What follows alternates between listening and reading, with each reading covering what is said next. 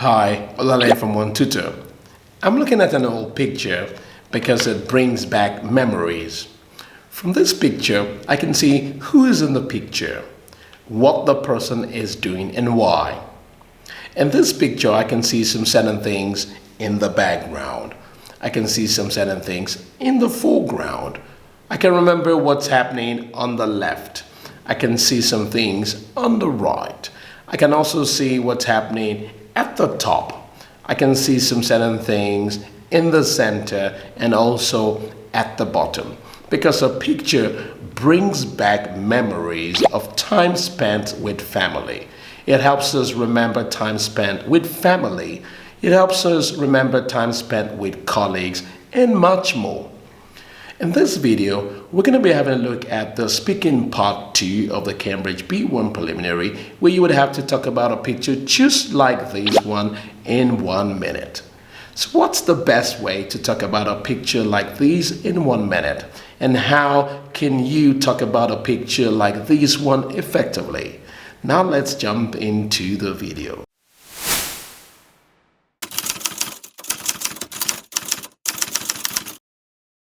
So let's quickly have a look at some commonly asked questions. One is about the time. How long do you have to speak about a picture?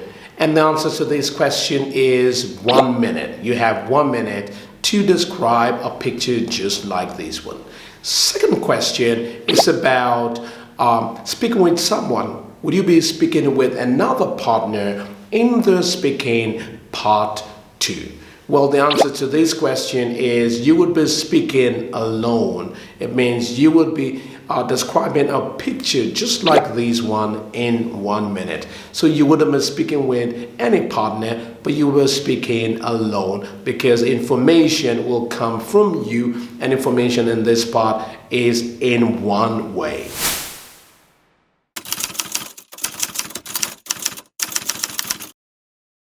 Let's go over some common mistakes in this speaking part 2 of the Cambridge B1 preliminary. But just before we jump into that, you might consider subscribing to the channel somewhere down here if you haven't done that already, so you can stay notified of videos like this one that will help you take your English to the very top. Hit the like button if you're learning just a little bit of English every time. So now let's jump into the common problems. One is about vocabulary. One is about vocabulary. You know, if you have a look at these pictures, this is a sample picture, and I'm showing that to you so you can see that and understand some common problems. So you have a picture just like this one, and you might find out that some people get stuck. In this picture, you can find some people that are studying. You know, the examiner would say, candidate A, here is your picture. Or candidate B, here is your picture. It shows people that are learning a language. People that are learning a language, that's the context. And of course, you might have started out by saying, well, I see some people in the picture. In the background, I can see some, now you don't remember the vocabulary. And then you stop. And you're trying to remember it. But don't forget that time is ticking. Your time is ticking, the clock is ticking, and of course your 1 minute is moving on. So if you don't remember the vocabulary, remember not to stop. So what you could do, because the items at the back, what we have in the back, what we have at the back are shelves. Please say with me, everyone, shelves. So we have shelves at the back. So you don't remember the word, and of course you think you know the word, and so you are thinking about the word. So a common problem is getting stuck. You get stuck because you're thinking about the vocabulary, and of course you're not able to continue your flow. You're not able to continue speaking because you have found a vocabulary that you don't remember. And of course maybe you remember it, but you're trying to remember it, but the time is not waiting for you. So what you should do in this case, or perhaps you don't know the vocabulary, what you should do in this case is that you should paraphrase. So you could say something like this, that in the background I see some things where we put books. Or we say I see some things where people put books, or where people place books, So you can use that. So instead of saying shelves, you can simply say I see. Describe what it is so that you are able to continue speaking for 1 minute uninterrupted. So that's the one common problem. The second problem is about listing. People tend to list. You have 1 minute and you are listing what's in the picture. A picture like this one. In this picture, I see 4 people. In this picture, I see some shelves. In this picture, I see some pens. I see some books. I see a table. I see people that are wearing some clothes. So you are making a list. You're not really talking about the picture, but you are making a list. So remember not to make a list. And I'll show you how to talk about this picture effectively as we go on. So remember, the second problem is about making a list. Don't just make a list and you feel you're doing great because, you feel that 1 minute is almost, is almost over. It's 1 minute already. And you're making a list. You're looking for what to list out in the picture. So that's the second problem. That's the second problem. The third problem is about not giving a reason. Not giving a reason. Remember the question talked about, I can see, here is your picture. It shows people that are learning a language. So the examiner will give you the context of what you're supposed to talk about. So when you're talking about that, remember to always give a reason. I would say in this picture, I see 4 people that are studying. I guess they are studying for a Chinese exam because I can see that they are writing something in front of them. I can see that they've got books and they are writing inside the books. So in that sense, you understand, you have an idea to know that, the context is being given. And of course, you're given reason to say why you think that they are learning a language, why you think they are doing what they are doing. So you can also say that I think they are learning a language. I think they are learning French, they're learning Italian, they're learning English, because in the background I can see many books, so they must be in a library, so this is giving a reason. You should remember to give a reason. The fourth problem is about speaking outside the context. Speaking outside the context. The examiner has said to you, because the examiner is going to give you the context. The examiner will say, here is your picture. It shows people learning a language. It doesn't say a language. Of course, when you think about the language, you must think about languages, French, Chinese, Italian, English, Spanish, and much more.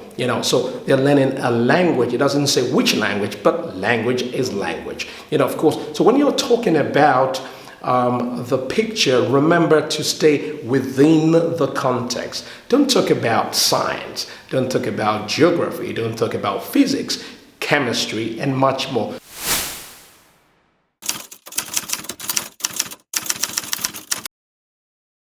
Let's have a look at the elements in the picture. Elements that you can talk about in the picture. Number one, in the foreground from this picture, you can talk about the people. The people. What the people are doing. In this case, they are writing. Or they are learning something. Or they are studying a language from the question. So they are writing, they are learning, or they are studying a language. Could be any language. So in this case, you would have to guess the language, or you can simply say they're studying English because I can see some English books behind them. So you would have to guess at some point. So you're talking about the people. You're talking about what the people are doing and why you think they are doing what they're doing. The next thing, you can also talk about what the people are wearing.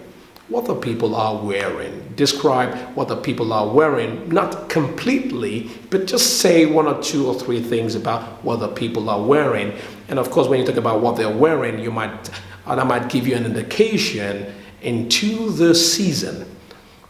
If you look at the first person, he's wearing a short-sleeved shirt. So you might say, I guess it's summer because, the man is wearing a short-sleeve shirt. So it depends on your interpretation of what they're wearing and the season you think it is. So you can also talk about what they're wearing. You can also talk about what's in the background. What's in the background. In this case, we have some shelves. We have some books. So you can talk about the background and what's behind them. And that might make you think that they are in a library. You can also talk about the look on their faces. You can talk about the look on their faces. You can talk about their countenance. Please say with me, everyone, countenance. You can talk about the look on their faces. They look very focused. They look very serious. So in this case, you might think that they are learning, they are having an exam. They are having an exam, or they are sitting for an exam, or you can say they are having a test.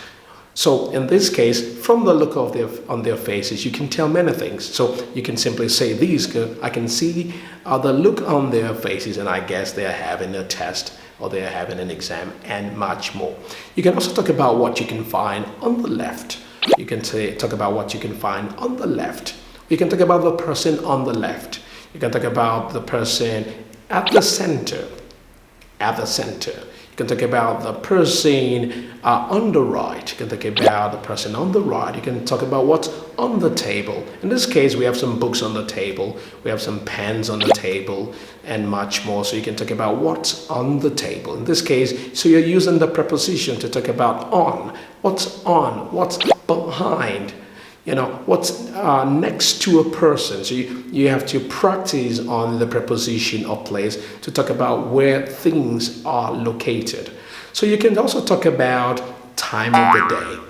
Time of the day. So in this case, we can't see the time, but because they are studying or they are having a test, people sometimes have tests depending on the country at a certain time, in the morning, in the afternoon, or maybe in the evening. So you might say, I guess they're having a test, and I think it's midday because it's a time people usually have a test. It depends on your interpretation of the right time for a test, or the right time for what they are doing, you know. But in some cases, you can find light that is shining, you know, into a room, not in this picture, but you could find light shining. You could say, well, from the light, I think it's morning. From what I can see, I think it's evening. So it will depend on the picture. So it's important for you to also talk about the time of the day. So there are many elements you can talk about in the picture. You can also talk about the hair. You can talk about the hair. You can talk about the ages of the people. So you think there are 20.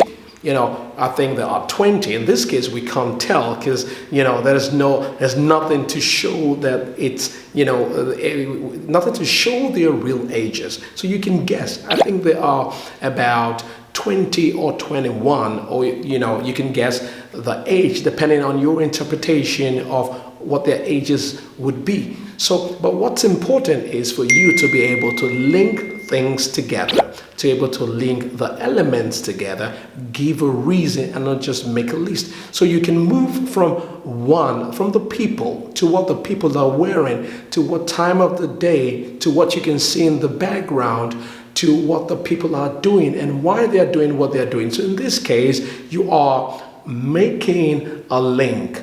And in this case, you are able to speak for 1 minute uninterrupted. Remember, when you are speaking, you should be able to also give a reason about what the people are doing, why you think they're doing that, what time of the day, what makes you think about the time of the day. So in this case, you are making a link. And when you're able to make a link, you'll be able to speak for 1 minute uninterrupted. Thanks for watching today's video, everyone. If you have questions about the video, can I leave them in the comment section? Remember, the speaking part 2 of the Cambridge B1 preliminary is super easy. It requires constant practice. Thanks for watching again. Have a nice day, and I'll see you